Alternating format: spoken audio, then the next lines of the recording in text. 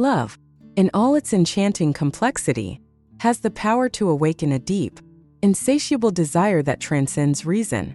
It's a force so powerful that it can cloud judgment, pushing the heart to pursue what the mind knows may lead to uncertainty or even peril. But what is love without that exhilarating rush? A longing that lingers, urging us to surrender to emotions, even when logic whispers to hold back. In this story, we delve into the profound connection between passion and reason, where love is not just a feeling but an overwhelming force, challenging every rule.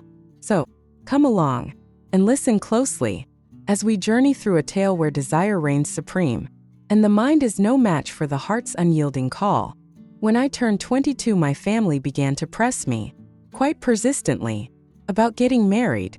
It wasn't just the occasional hint or suggestion. It felt like a full-blown campaign. But the truth was, I wasn't ready, not even close. I loved the freedom that came with being single and living life on my own terms. I had a job I genuinely enjoyed, working in a bustling city I adored, minus the terrible traffic. Of course, my days were filled with adventure and a sense of possibility, and I relished every moment of it. Yet, despite my contentment, my parents had other ideas. Since I wasn't in a relationship, they had taken it upon themselves to search for suitable matches, as they like to call them. Life, however, has a way of throwing curveballs when you least expect it. One bright, sunny afternoon, my phone buzzed, breaking the tranquility of my day. It was my cousin Daniel calling, and his voice was buzzing with excitement. There was an undeniable urgency in his tone as he exclaimed, "Guess what? I have some big news to share." My curiosity instantly piqued. My heart raced as I tried to guess what he might say. Daniel had been in a long-term relationship with his girlfriend Olivia, and they always seemed so blissfully happy together. Naturally, I assumed the big news had to do with their relationship. Maybe they were finally getting engaged, I thought, my excitement for him building with each passing second. After a few minutes of small talk and catching up, Daniel finally dropped the bombshell. "I want to marry Olivia," he said, his voice filled with determination and joy. My initial reaction was pure happiness. I was genuinely thrilled for him. But almost immediately, a wave of realization crashed over me. In our family, there was an unspoken yet rigid tradition. The older girls had to get married before the younger boys. It was a long-standing rule, one that had been passed down from our grandparents and their parents before them. I couldn't help but remember the countless family dinners where this tradition was discussed with great reverence. I could still see my grandmother's face light up as she spoke about the importance of respecting family order. She'd recount stories of how, in her day, the older sisters paved the way for their younger brothers, ensuring that the family's honor and harmony were preserved. For her, it wasn't just a rule. It was a symbol of respect and unity.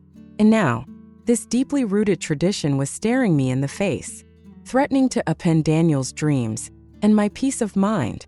"I'm not ready to get married," I thought to myself, panic swelling in my chest. I loved my independence, my freedom, my life as it was. But Daniel's voice, laced with hope and urgency, brought me back to reality. "Please," he said, almost pleading, "can you help me? I really love Olivia, and I don't want to wait too long to marry her. Maybe you can talk to the family, explain how you feel." His words hit me like a ton of bricks. I couldn't bear the thought of being the reason Daniel and Olivia's happiness was delayed. I had to do something. Fortunately, I had just started a break from work, so I decided to visit my family and address the situation head-on. When I arrived home, I wasted no time. I called a family meeting, summoning everyone to the living room. The air was thick with curiosity and tension as I stood before them, trying to gather my courage. "I need to talk to you all about something important," I began, my voice trembling slightly. "I have no plans to get married anytime soon. I'm genuinely happy with my life as it is, and I don't think it's fair for Daniel to wait because of me." A stunned silence filled the room. My grandparents exchanged worried glances, their faces a mix of love and confusion. The conversation that followed was long and exhausting. Everyone had an opinion, some supportive, others staunchly against breaking tradition. But eventually, after hours of heartfelt discussion, my family relented. They agreed to let Daniel move forward with his wedding plans. And the relief I felt in that moment was immeasurable.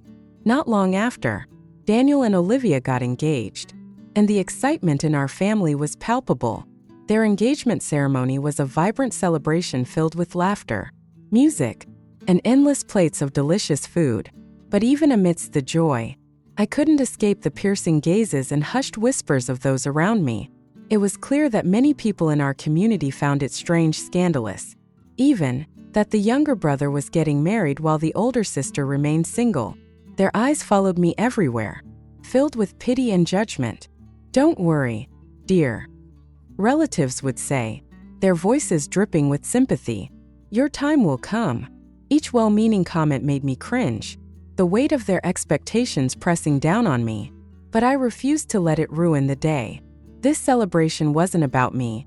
It was about Daniel and Olivia, their love, and the beautiful life they were starting together. So, I pushed aside the discomfort and threw myself into the festivities.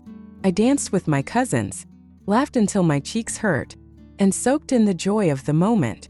It wasn't easy, but I reminded myself that love and happiness take many forms. While I might not be walking down the aisle anytime soon, I was living a life that made me truly happy, and that was worth celebrating too. While I was trying my best to immerse myself in the joy and laughter of my cousin's wedding, my dad was occupied with something entirely different, a secret plan that I was blissfully unaware of. Unbeknownst to me, he had embarked on a mission of his own, one that would change the course of my life without so much as a hint in my direction. In the midst of the festivities, while I was absorbed in dancing, chatting, and savoring the atmosphere of celebration, my father had taken it upon himself to begin a search for a husband for me. The mere thought of such a clandestine operation unfolding behind my back felt surreal. But little did I know, it was happening right then and there. My dad had always been a sociable, charming figure, one of those people who could strike up a conversation with anyone, anywhere. It came as no surprise when I later discovered that during one of his many mingling sessions, he had met a family who, by some twist of fate, had a son they believed was an ideal match for me. I could vividly imagine the scene: my father, seated comfortably with this family, laughing heartily, exchanging stories, and all the while, crafting a plan that I knew nothing about. Back home in Bangalore, I was living my life, completely oblivious to the wheels turning in his mind. According to him, the boy was everything a parent could hope for: polite, successful, and hailing from a respectable family. My dad was practically glowing with excitement, envisioning a future where I'd meet this boy, fall in love, and settle down into a life of bliss. The irony of it all was that while he was dreaming up this picture-perfect future, I was savoring my independence, wrapped up in the rhythm of my own life. I loved my job, cherished the freedom to explore the city, and thrived on the simple joys of spending time with friends. The idea of marriage felt distant, like a blurry image in the background of my vibrant, busy world. Days turned into weeks, and my life carried on as usual. I was blissfully unaware that my father had not only found this perfect match, but had already spoken to the boy's family, setting the stage for something I hadn't even considered. For me, the memories of the wedding were still fresh: laughter, dances, and the sheer joy of being surrounded by loved ones. But for my dad, those same moments were a prelude to something much bigger, something he believed would be life-changing for me. One sunny afternoon, as I sat at my desk scrolling through my phone, my dad's call came unexpectedly. His voice was filled with a kind of excitement that immediately put me on edge. "Guess what, sweetie?" he said, his tone practically singing with joy. "I've found a match for you." The words hit me like a thunderbolt. My heart sank, and a mix of disbelief and frustration bubbled to the surface. "What?" I managed to say, my voice laced with unease. He went on to explain, his enthusiasm unwavering. The boy was local, came from a good family, and was, in his words, the perfect match. As if to sweeten the deal, he mentioned that the boy looked nice in the pictures, a detail he clearly thought would seal the deal. I sat there, stunned, trying to process what I was hearing. Before I could fully grasp the situation, he dropped another bombshell. I was expected to meet him. My blood boiled, and I felt a surge of anger that I could barely contain. "How could you do this to me?" I shouted into the phone, my voice trembling with emotion. "You didn't even ask me. You just went ahead and decided my future without even considering how I feel." Tears welled up in my eyes as I struggled to make sense of his actions. "How could you think I'd be okay with this?" I cried, feeling a wave of betrayal wash over me. My dad tried to calm me down, but his words felt like empty platitudes against the storm of emotions raging inside me. Overwhelmed, I ended the call abruptly, hoping to silence the chaos in my head. In the days that followed, I avoided my parents entirely. Every time I thought of my dad's plan, the frustration and anger resurfaced, and I felt like a volcano on the brink of eruption. My once peaceful room became a refuge, a place where I could try to sort through my feelings. The walls seemed to echo my inner turmoil as I grappled with the realization that my own choices were being overshadowed by someone else's well-meaning but intrusive plans. Amidst the tension, my brother, ever the mediator, decided to lighten the mood by sending me pictures of the boy. With a mix of curiosity and reluctance, I opened the images. The first one made me burst into laughter, a cathartic, uncontrollable laughter that momentarily eased the weight on my chest. The boy's oversized shirt hung awkwardly on his lean frame, giving him the appearance of a child playing dress-up in his father's clothes. His hairstyle was a chaotic mess, reminiscent of a bird's nest perched precariously atop his head. "Really?" I said aloud, still laughing. "We'd look ridiculous together." The absurdity of it all made me chuckle even more. At 6 feet 1 inch, he towered over me, and the mental image of the two of us standing side by side was comical. I pictured us at an event, me in a fitted dress, him swimming in his oversized shirt, and couldn't help but joke that we'd be the talk of the town as the odd couple. Yet, as the humor faded, the reality of the situation hit me again. Despite the laughter, I didn't want this arranged marriage. No matter how polite or perfect the boy seemed, my heart longed for the freedom to choose my own path, to find love in my own way and time. It was a battle between familial expectations and personal autonomy, a conflict that I knew wouldn't resolve easily. But in that moment, as laughter mingled with lingering frustration, I realized something important. This was my life, and I needed to take control of it. I couldn't help but feel a little overwhelmed as I vented to my brother. My words tumbled out in a mix of frustration and disbelief, while he chuckled, clearly amused, yet sensing the seriousness behind my reluctance. I was adamant about not wanting to go through with the arranged meeting. It wasn't just the idea of it. It was the entire expectation hanging over me that felt so suffocating. I didn't know this guy, and I definitely wasn't interested in marrying him. The whole thing felt like a setup, pressure I didn't ask for. And frankly, I was struggling to understand why everyone around me thought it was such a great idea. After listening to me ramble, my brother, always the quick thinker, leaned in closer, his eyes lighting up with a mischievous glint. He lowered his voice, as if he were about to share a top-secret plan, one that could get me out of this awkward situation with minimal fuss. "How about this?" he began. "Just meet him once, and then you can say no. Trust me, once you meet him, they won't be able to force you into anything. You'll have the power. I promise." It sounded like a harmless enough plan, and truthfully, the idea of it intrigued me. At least if I met him, I'd have a solid excuse to decline any future arrangements. Besides, meeting him wouldn't hurt, right? Maybe it would even give me a funny story to tell my friends later. After a moment's thought, I sighed, realizing I didn't have much to lose. "Fine," I agreed, my tone a mix of reluctant compliance and a hint of curiosity. "I'll meet him, but I'm definitely not marrying him." We decided to meet at Starbucks, conveniently located halfway between our homes. It was a neutral spot, easy to find, and comfortable enough for a first meeting that wasn't too formal or too intimidating. As the day of our meeting approached, I began to feel a flutter of excitement mixed with nervousness. It was an odd feeling. I wasn't exactly thrilled about the idea, But something about the mystery of the encounter sparked a small sense of adventure. The morning of our meeting, I spent extra time picking out my outfit. I wanted to look nice but also feel comfortable. After all, I had no idea what kind of person he was, and I didn't want to overdo it but also didn't want to appear too casual. After some thought, I settled on a simple yet stylish outfit, a soft sweater, dark jeans, and a pair of boots that were both fashionable and practical.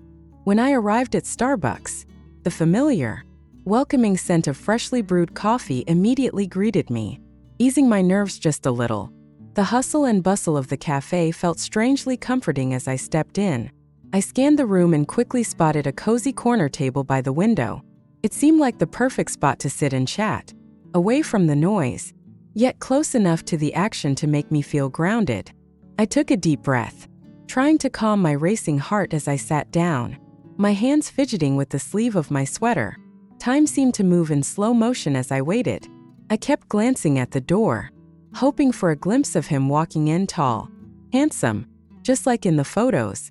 I imagined him smiling, a warm greeting, maybe a light-hearted joke to break the ice. But as the minutes passed, I began to feel a growing sense of unease. Maybe he's stuck in traffic, I told myself, trying to stay optimistic. But as time stretched on, my optimism began to fray. The cafe around me was alive with chatter, the hum of conversations, the clink of coffee cups. But in the midst of it all, I felt completely alone. It was as though the world was moving on without me. And here I was, still waiting. 20 minutes passed, then 30. By the time 40 minutes had gone by, my stomach was a knot of frustration and embarrassment. "Where is he?" I muttered under my breath, unable to shake the feeling that I was being stood up. The idea of spending my day waiting for someone who might never show up started to feel ridiculous. I glanced at the door one last time, hoping that at least some sign of him would appear. But there was nothing. No man in a crisp shirt with a shy smile. No sign of the person I had imagined meeting just hours ago. With a heavy heart, I stood up, ready to leave. As I gathered my things, disappointment washed over me.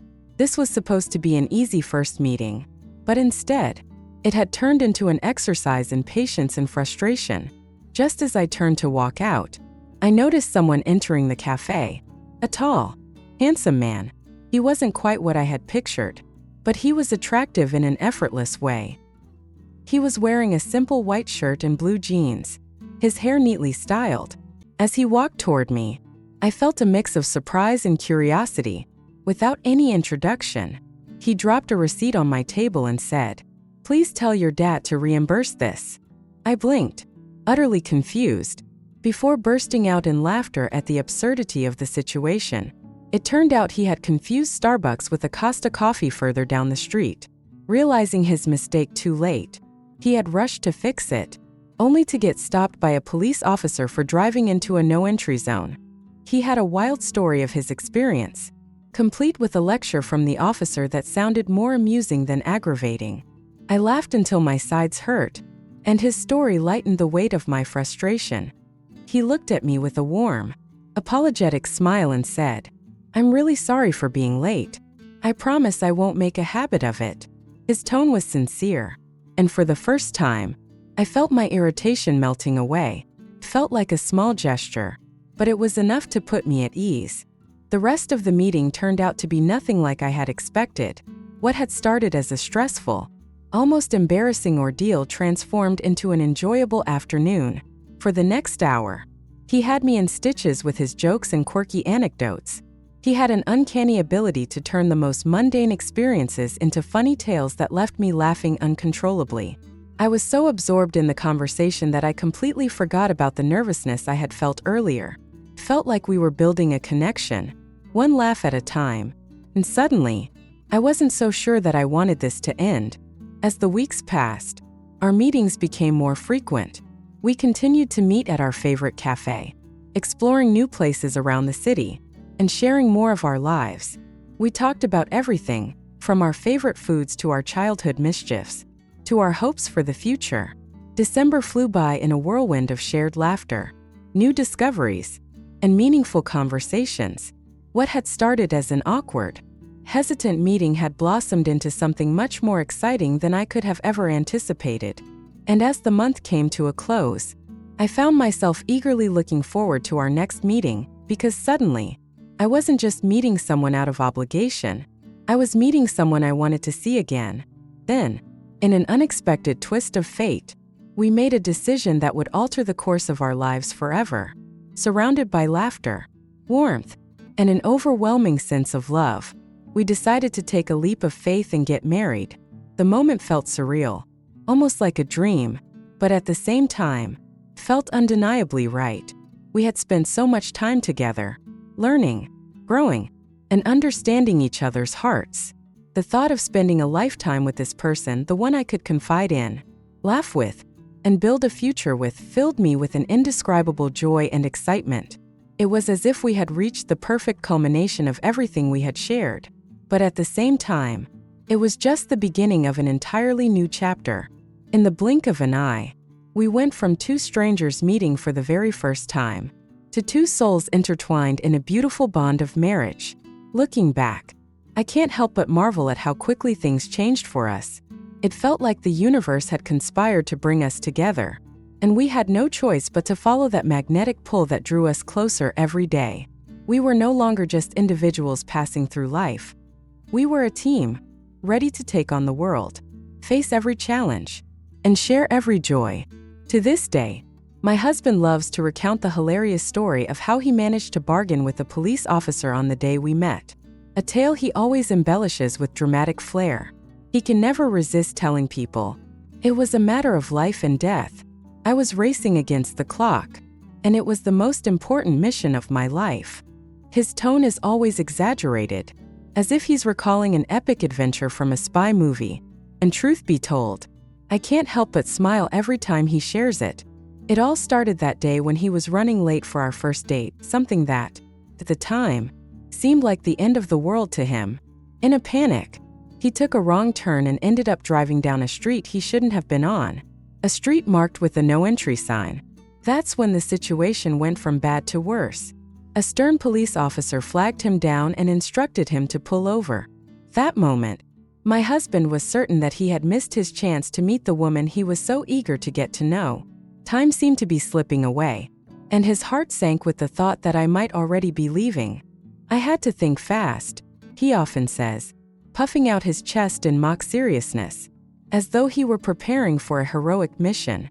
I told the officer that I was rushing to meet the most beautiful girl in the world, and if I didn't make it in time, she might leave, and I'd never have the chance to meet her again. His dramatic recounting always cracks me up, especially when he describes how he pleaded with the officer as if it were a life-or-death situation. I convinced him it was urgent. If I didn't catch up with her, I might never see her again. He adds with a mischievous grin.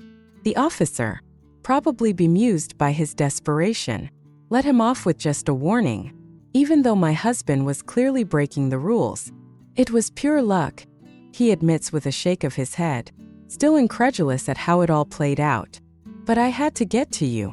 With his heart racing, he dashed into the cafe just in time to see me standing up, preparing to leave, clearly annoyed at his tardiness. But then, as if in slow motion, he flashed me the most charming, apologetic smile. "Please don't go," he said, with an infectious warmth in his voice. "I'm here now, and I promise I'll make you laugh." In that moment, something in me softened. His goofy, slightly flustered demeanor was completely disarming, and the irritation I had felt melted away. Without even realizing it, I found myself sitting back down, intrigued by the man in front of me. His sincerity, combined with his nervous energy, made me want to hear more. His stories, his humor, and the way he could so easily turn an awkward situation into a memory we would laugh about forever, captivated me. Years later, he still chuckles about how he managed to convince that frustrated, angry girl to stay just a little longer and give him a chance. We both agree that it was his determination, his willingness to take risks, and his undeniable charm that turned the tide in his favor. And here we are today, married and sharing a life together, with that wild, chaotic first meeting serving as the most extraordinary beginning to the incredible adventure That has been our journey.